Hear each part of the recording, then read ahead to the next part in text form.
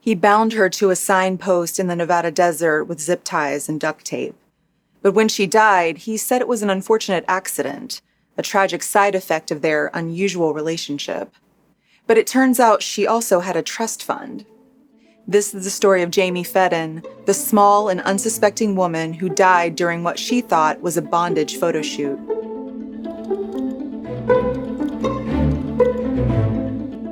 Hi friends, I'm Katie, and this is Katie Does Crime. Thank you for joining me for the first time if you're new here. I'm a Midwesterner who now lives in New York City, putting my writing degree to use by researching true crime cases that interest me, and hopefully you. And hello to the usual rapscallions and reprobates. Please consider subscribing or joining me on Patreon if you'd like to hear more true crime stories. In October 2019, an 8-year-old on a Nevada road trip with his family spotted something that didn't fit in with the sparse desert scenery. At first, he thought it was a dead animal, this body in the middle of nowhere in Lincoln County. It's one of the least populated places in Nevada, but it's famously the home of Area 51. That's the U.S. Air Force facility where many people think that the alien spacecraft that supposedly crashed in Roswell, New Mexico, was examined and stored. But this wasn't an alien body. It was a naked woman lying by a signpost in the desert. Her feet and hands were so small, and right next to her, on top of a rock, was a gold ring. She couldn't be identified at the time. The following month, a man was arrested in connection with a missing woman in Pennsylvania. This woman, 33-year-old Jaime Ray Feden, was born on April 13, 1986. She always had a passion for medicine and loved people, so she had earned her associate's degree as an administrative medical assistant. She worked at a senior living facility where she enjoyed helping the residents. But she had last been seen 2 months before, on September 15, 2019, in Bethel Park, Pennsylvania, outside of Pittsburgh. The 4-foot 1-inch woman was already known in the area because she had once been interviewed by KDKA News about her struggles living with a rare condition that made her appear much younger than she was. Vader or Vader syndrome affects embryos during pregnancy and causes the vertebrae, anus, heart, trachea, esophagus, kidneys, and limbs to form improperly. There's a kind of lighthearted video about it on YouTube from a woman who says, "I was born without a butthole." 1 in 10 to 40,000 children will be affected by the condition, but symptoms can be mild, and no one knows what causes it. Jaime, along with being very small in stature, weighed only 75 pounds. People would often think she was a child and ask where her mom was. When she was interviewed by the news station, it was because she had been denied entry to a casino when she forgot her ID, and security didn't believe she was 29 years old. People don't believe me. They always say, "You're not 29. In fact, I've had people come up to me on the street and say, "Where's your mom?" Jaime was reported missing in November by a friend and her family, despite having a serious boyfriend who should have been interested in her disappearance. During a welfare check, the police found in her home a backpack containing what they called a kill kit: duct tape, zip ties, a fake CIA ID, and Jamie's phone. But no Jaime. One neighbor said she was a nice girl who just wanted to be friendly with people, but others said her relationship with her boyfriend was a tumultuous one, and they heard arguing coming from her townhouse. So the police picked up this boyfriend to interview him, and without much fanfare, he admitted that he had killed her, and that it had been planned. 39-year-old John Matthew Chapman, originally of Oakland, Maryland, told Jaime in September that they were driving to Las Vegas to vacation and possibly find a new home. While there, he took her into the desert 150 miles north of the city for what he said would be a bondage photo shoot. He bound her hands and feet with zip ties and then strapped her to a signpost. But instead of taking photos, he put duct tape over her mouth and nose to suffocate her. He watched her die. And then he took off the zip ties, the duct tape, and her clothes and left Jaime there. When that little boy spotted her the next month, she was less than a mile from the main highway, 25 or 30 yards off the side of a dirt road. Like no one was even trying to hide her, but she was badly decomposed. Now, Pennsylvania police were talking to Jamie's boyfriend around the same time Nevada police were trying to identify her body. Local police spoke to her family, who said she had a volatile relationship with Chapman that caused them to worry when she seemed to go missing. She had sent them Facebook Messenger messages since her disappearance, but they believed he had written them. And they had seen him at her home without her, which seemed a little odd. John and Jaime seemed to have a long history because I found a post on her Facebook wall with photos that looked to include him in 2016.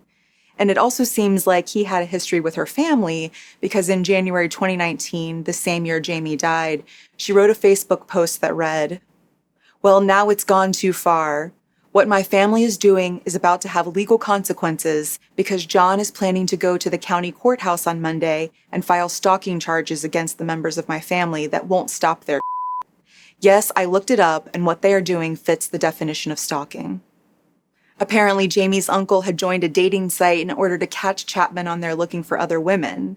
It's a little sad that Jaime was mad at her uncle for his quote-unquote stalking, not her boyfriend for being on a dating site, although I know it's annoying when your family interferes in your dating life. So the police brought Chapman in for questioning about Jaime's disappearance. He confessed, and they called the Clark County Coroner's Office to see if they had an unidentified body. They did. Dental records and tattoos of family member names confirmed that the body was Jaime.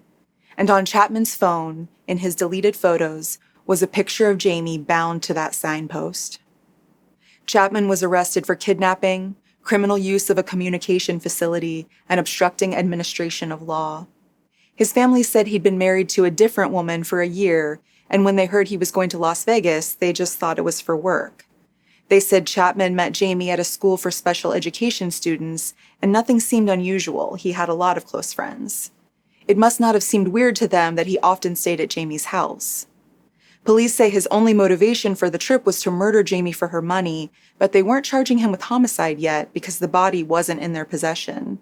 Chapman was denied bond on November 19th at a hearing where he didn't show any emotion. His current wife, who was actually his fourth, said she had no idea he was leading this double life until she got a call from him at the Bethel Park police station. There on the phone, Chapman confessed to her that he killed someone. Suddenly, all of these times he visited family or traveled for work seemed so suspicious. It was one of those work trips that caused him to take her truck one day in September.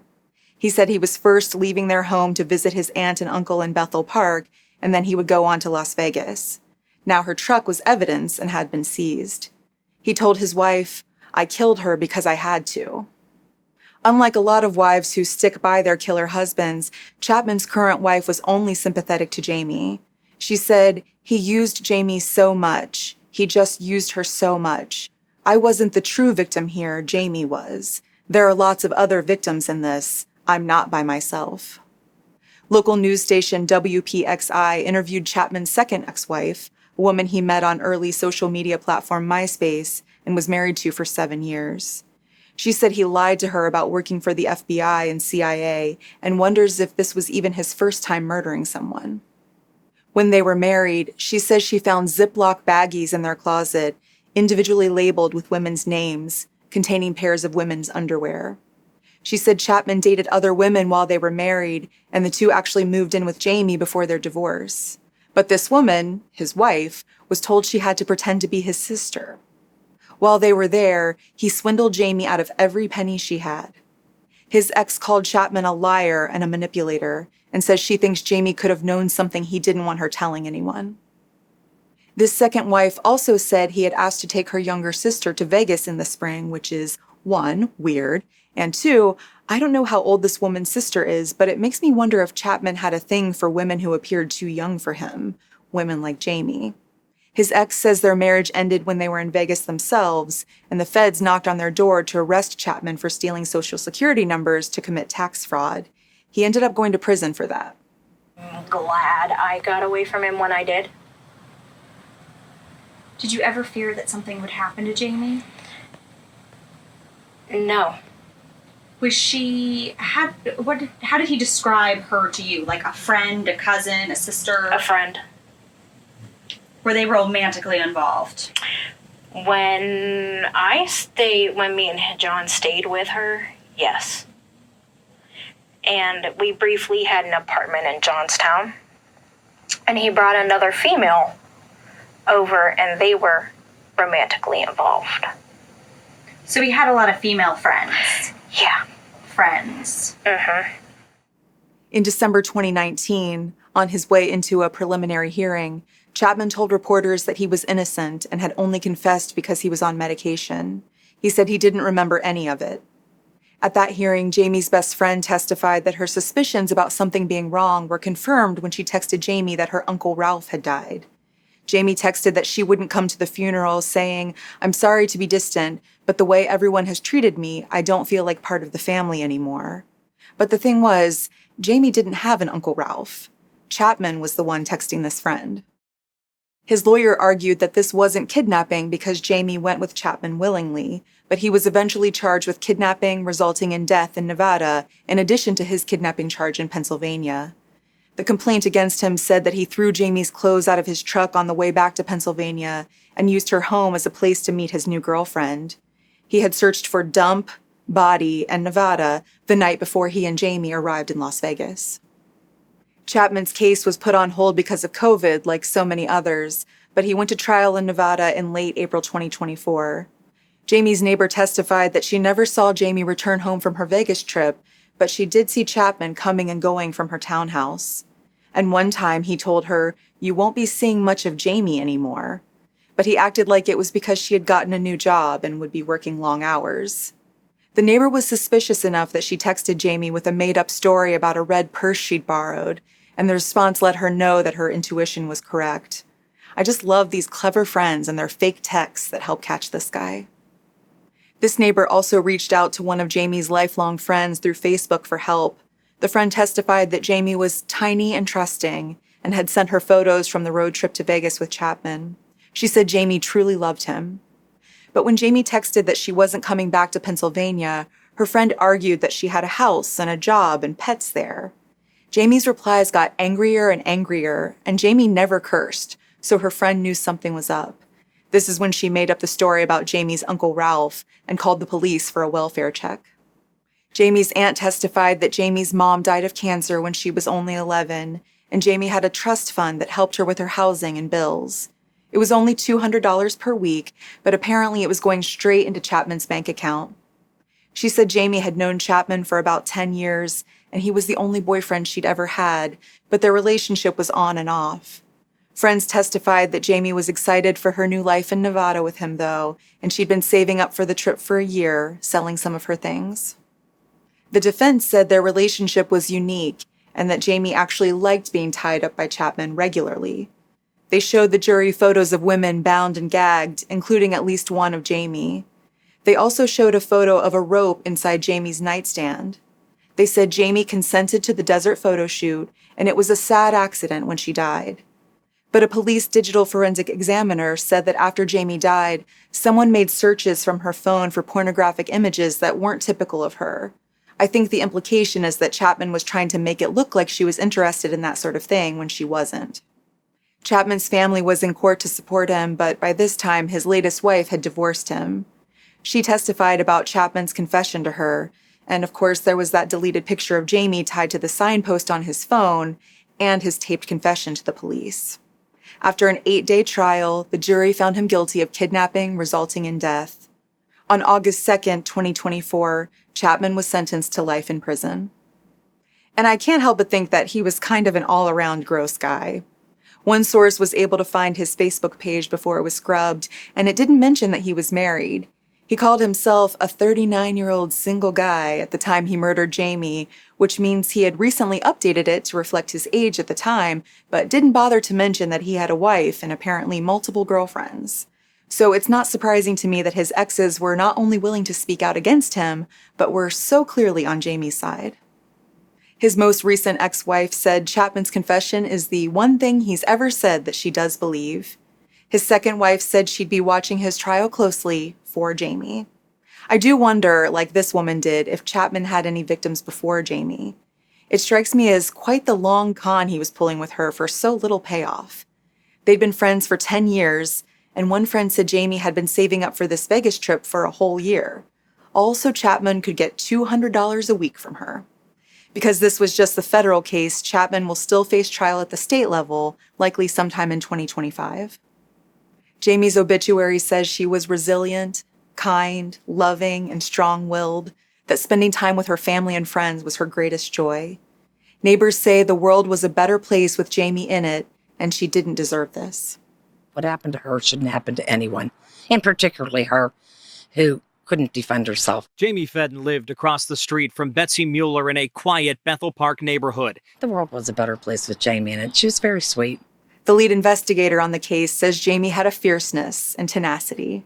As a woman, I think that, I recognize fierceness in other women, and Jaime had a fierceness about her. Our officers they listened to them, and they kept calling out, and, everyone stayed up all night and just said, hey, we're going to keep listening until we can figure out what's going on here. This is a beyond horrible tragedy. I think anyone thinks, even when it's all over, how did this happen? There is one consistency through all of this. Everyone described her the same, as loved people. It's a little stubborn, and just tenacity like no other. So that's Jaime Feden. She reminds people that it was a welfare check that helped solve this case. Don't be afraid to look out for your neighbors and friends. And as always, please let me know what you think about this case in the comments. Thank you for tuning in today. I'm just a true crime fan like you are, and I really appreciate you taking a chance on me. Please like and subscribe to my channel if you liked spending this time together. I would be so appreciative.